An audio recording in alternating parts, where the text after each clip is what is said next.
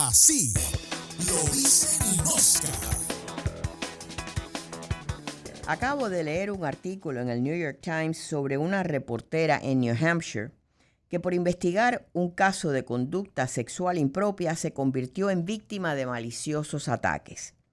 Así suele ser con esta malagradecida profesión que se llama periodismo, pero aún así nos convierte en fieras a la hora de defender lo que creemos.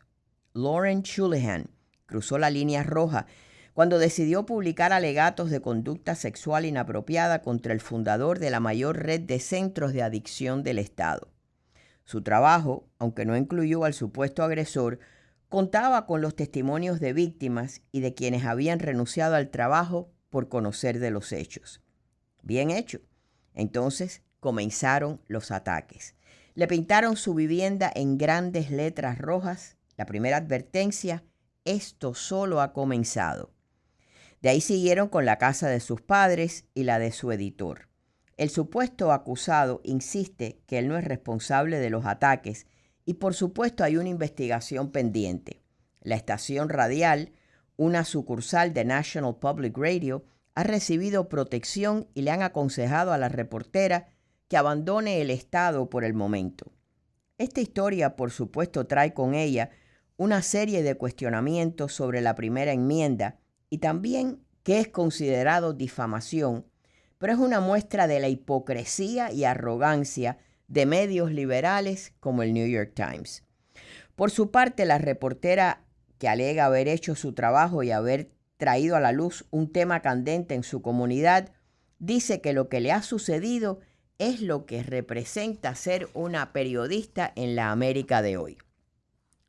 Como hay dos partes para cada historia, el acusado alega ser inocente y también niega haber vandalizado las viviendas. Dice que están propagando falsa información sobre su persona y que todos debemos de estar preocupados cuando medios de prensa se prestan a lo que él llamó character assassination o una especie de fusilamiento moral de la persona. Sin embargo, apenas hace 2 años, cuando ya se gestaba la compra de Radio Mambí por un grupo liberal financiado por el billonario George Soros, vimos la misma intimidación contra periodistas hispanos y, por supuesto, conservadores. No hicieron falta grandes letras rojas pintadas en nuestras viviendas, lo hicieron con titulares difamatorios y operativos del Partido Demócrata listos para la bochornosa tarea. Publicistas inescrupulosos, todos con jugosos contratos con el Partido Demócrata nacional y local, comenzaron la triste tarea de tratar de descalificarnos por lo que ellos llamaron desinformar. Criticar a una de las vacas sagradas como la inepta vicepresidenta Kamala Harris lo convirtieron en una historia conspirativa que provenía de alguna oscura operación coordenada. Pero para eso se prestaron algunos activistas radiales que alegan ser imparciales hasta que les toca hacer campaña por su candidata. Frases sacadas de contexto mientras se ignoraba y desmentía la infame computadora de Hunter Biden. Pero no hay nada como el tiempo para demostrar la malicia de sus acciones y la realidad de lo que decíamos. Sí había una computadora, sí era legítima, y como lo dije cuando salieron los 50 firmantes de la carta calificándola de una conspiración rusa, todos provenientes de la comunidad de inteligencia, lo volví a decir, falso 1 y 1000 veces, y tuve razón. La imparcial prensa, por supuesto, que no hizo su labor de preguntarles, ¿basado en qué dijeron que era desinformación rusa? ¿Con qué evidencia contaron? ¿Les pagaron? No hicieron ninguna pregunta. Decenas que aparecían en diarios creados por la misma banda de infames operativos, decenas de historias que opinaban entre ellos mismos, conferencias en salas alquiladas, en recintos académicos para dar la falsa imagen que era un tema serio, a pesar que estaba en manos de unos cuantos desfachatados. Se prestaron a la bajeza de llamar a los ejecutivos de nuestras empresas. Trabajos en peligro, había que acabar con nosotros. No faltó la peor de todas, la reportera de desinformación de los medios hispanos.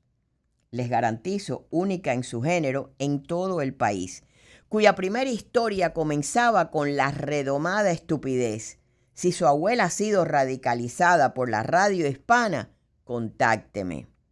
Publicó historias tergiversadas a sabiendas, no les bastó y contrataron a estudiantes universitarios para que nos escucharan, como una especie de ministerio de la verdad, al verdadero estilo fascista comunista, que al final son lo mismo.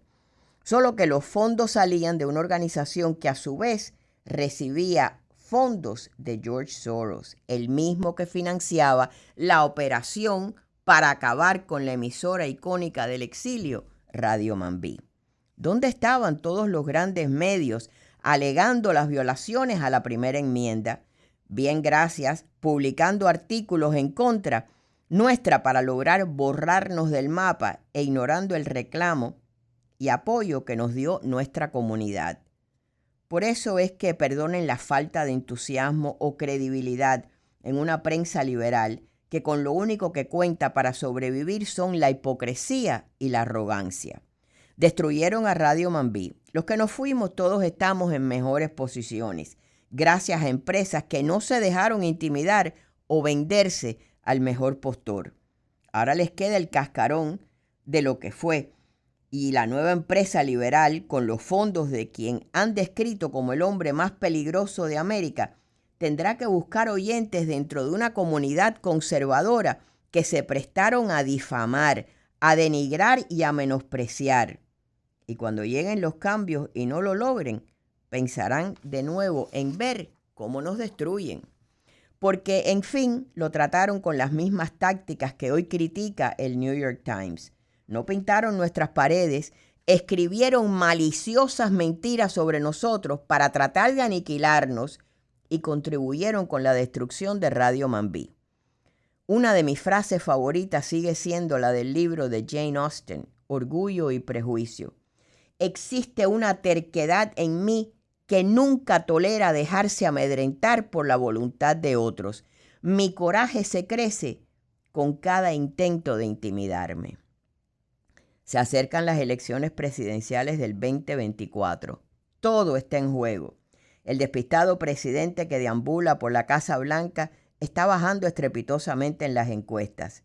Veremos a qué acude ahora la gran prensa liberal para revivir a un cadáver político y conseguir el voto de una comunidad hispana que desprecian profundamente cuando no repite sus consignas. Así lo dice